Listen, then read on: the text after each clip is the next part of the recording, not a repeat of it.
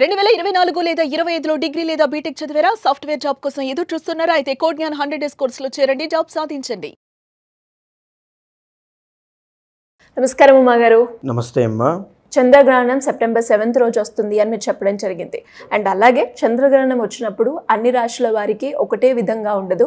కొన్నిటికి శుభ ఫలితాలు, ఇంకొన్నిటికి అశుభ ఫలితాలు ఇస్తుంది అని చెప్పడం జరిగింది. ఇంతకీ ఏ రాశుల వారికి ఎలాంటి ప్రభావం ఉండే అవకాశం ఉందంటారు? అండ్ ఏ పరిస్థితుల్లో వాళ్ళు జాగ్రత్త పడాల్సిన అవసరం ఉందంటారు ఉమా గారు? తప్పకుండా అమ్మా. చంద్రగ్రహణము సెప్టెంబర్ 7వ తారీఖున రాత్రి 9:56 దగ్గర నుంచి మరుసటి రోజు అంటే 8వ తారీఖు ఉదయం ఇంగ్లీష్ ప్రకారము 12 దాటిన తర్వాత 1:56 వరకు పట్టేటువంటిదే చంద్రగ్రహణం అండి. భాద్రపద శుక్ల పౌర్ణమి నాడు ఈ చంద్రగ్రహణం ఈసారి పడుతోంది. ఇది చాలా విశేషమైనటువంటిది అని చెప్పొచ్చు. చాలా శక్తివంతమైనటువంటిది కూడా. అయితే ఈ చంద్రగ్రహణము అనేటువంటిది ఇది ఎక్కడ పడుతోంది? శతభిష నక్షత్రం, పూర్వాభాద్ర నక్షత్రం 1వ పాదంలో ఈ కుంభరాశి మీద గ్రహణ ప్రభావం ఉంటుంది. కాబట్టి కుంభరాశి జాతకులు ఎట్టి పరిస్థితుల్లోనూ గ్రహణాన్ని చూడకూడదు ఖచ్చితంగా. సో చాలా కేర్ఫుల్గా ఉండండి. ఇదే కాకుండా ఆ రోజున గర్భిణీ స్త్రీలు ఎవరైనా ఉంటే కనుక వాళ్ళు యథావిధిగా రాత్రి వేళ ఈ గ్రహణం ఉంది కాబట్టి యథావిధిగా నిద్రలో గ్రహణం వెళ్ళిపోతుంది కాబట్టి ప్రత్యేకంగా లేచి స్నానము చేసి ఏమీ పాటించాల్సిన అవసరం లేదు. కాకపోతే భోజనం కానీ ఇవన్నీ కూడా సూర్యాస్తమయం అవ్వకముందే దాన్ని ఖచ్చితంగా ముగించేసుకోవాలి. అంటే 5:30-6 గంటలుగా తినేసేయాలి. అదొక్కటి పాటించాలి. మంత్ర అనుష్ఠానం చేసేవాళ్ళు కానీ సాధకులు కానీ ఎవరైనా ఉంటే వాళ్ళకి తెలుసు ఖచ్చితంగా చంద్రగ్రహణం సమయాన్ని సద్వినియోగం వాళ్ళు చేసుకుంటారు, ఇబ్బంది లేదు. అయితే ఈ యొక్క చంద్రగ్రహణం యొక్క ప్రభావం వల్ల 4 రాశుల వాళ్ళకి అఖండమైనటువంటి రాజయోగం కనబడుతుందండి. ఏ రాశుల వాళ్ళకి అది కనబడుతోంది? ప్రధానంగా ఈ గ్రహణం పట్టినటువంటి కుంభరాశి దగ్గర నుంచి 3వ స్థానమైనటువంటి మేషరాశి వాళ్ళకి ధనలాభము అనేటువంటిది కనబడుతుంది.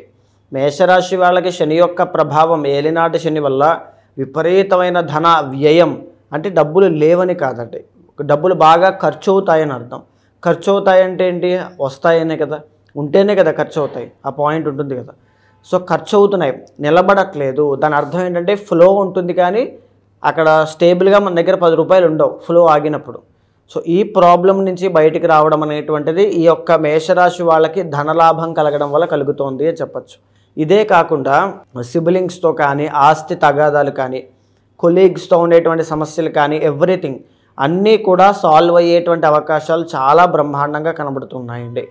అయితే ఇక 2వ రాశి, ఈ రాజయోగంలో పట్టేటువంటి 2వ రాశి కర్కాటక రాశి.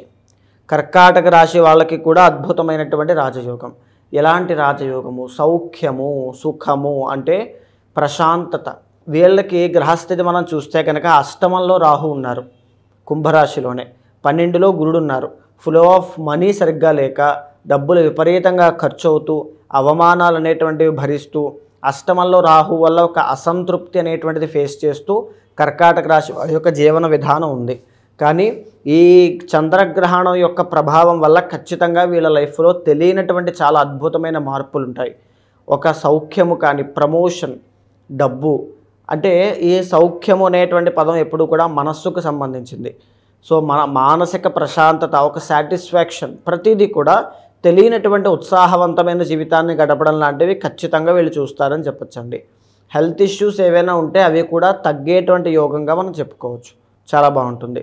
అయితే ఇక 3వ రాశి, ఈ చంద్రగ్రహణ ప్రభావం వల్ల మంచి రాజయోగం పట్టేటువంటి 3వ రాశి వృశ్చిక రాశి.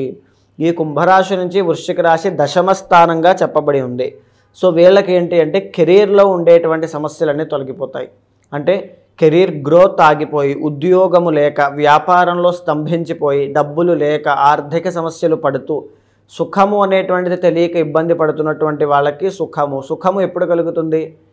మన దగ్గర 4 రూపాయలు ఉన్నప్పుడో, శక్తి ఉన్నప్పుడో, ఓపిక ఉన్నప్పుడో, ఏదైనా ఒకటి సమృద్ధిగా ఉన్నప్పుడే సుఖం వస్తుంది. అంటే సమృద్ధిగా వచ్చేటువంటి దాన్ని ఏమంటాము? ఐశ్వర్యము అంటాము.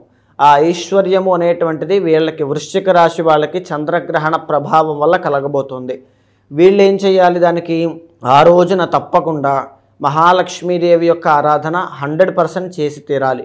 గురుబలం ఒకటి లేదు కాబట్టి ఇంకా ఫైనాన్షియల్ ఇష్యూస్లోకి వెళ్ళే అవకాశాలు కనబడుతూ ఉన్నాయి.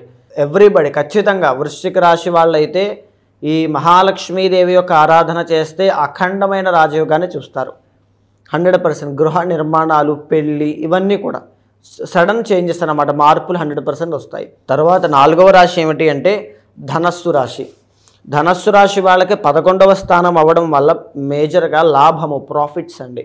స్టాక్స్ కానీ, షేర్స్ కానీ, ట్రేడింగ్ కానీ చేసేవాళ్ళు, లాటరీ వాటికి సంబంధించిన వాటిలో ఉన్నవాళ్ళు, బిజినెస్ చేసేవాళ్ళు, ఆస్తి తగాదాల్లో ఉన్నవాళ్ళు, ఎనీథింగ్ అన్నిట్లోనూ కూడా ప్రాఫిట్స్ అనేటువంటివి చూసే అవకాశం ఉంటుంది. 4 రూపాయలు కనబడతాయి. ఆనందం, ఆహ్లాదం, ఉత్సాహం, ఇవన్నీ కూడా. ఎందుకు?